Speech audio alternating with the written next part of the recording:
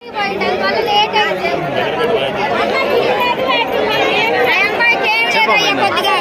లేదు, పొలాలు లేవు, ఏమీ లేవు.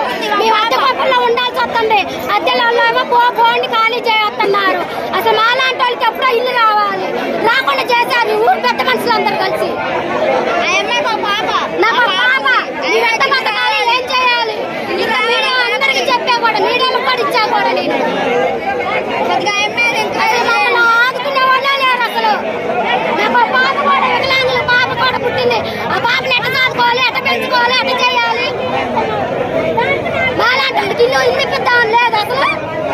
ఎక్కడికెక్కడ కానీ తిరిగా నేను చదువుతాయన్ని కలెక్టర్ ఆఫీస్ కూడా పెట్టాను మీరు అప్లికేషన్, మరి కోదాట మున్సిపల్ ఆఫీస్ లో పెట్టే అప్లికేషన్, మరి సూర్యాపేట జిల్లాలో పెట్టే అప్లికేషన్, అవన్నీ నా కార్ పనులు కూడా ఇప్పుడు తెచ్చాయన్ని చూపిద్దామని తెచ్చాయన్ని. అసలు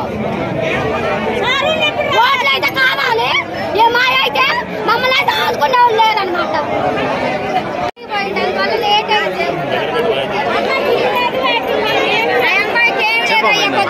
ఇల్లు లేదు, పొలాలు లేవు, ఏమీ లేవు.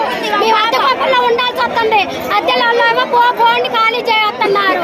అసలు మాలాంటి వాళ్ళకి ఎప్పుడో ఇల్లు రావాలి, రాకుండా చేశారు ఊరు పెద్ద మనుషులు అందరు కలిసి. నాకు పాప ఏం చేయాలి? మీడియా అందరికి చెప్పా కూడా, మీడియాలో కూడా ఇచ్చా కూడా నేను. మమ్మల్ని ఆదుకునే వాళ్ళే లేరు అసలు. నాకు పాప కూడా వికలాంగుల పాప కూడా పుట్టింది. ఆ పాపని ఎట్ట చదువుకోవాలి, ఎట్ట పెంచుకోవాలి, ఎట్ట చేయాలి? మాలాంటి వాళ్ళకి ఇల్లు ఇప్పిద్దామని లేదు అసలు.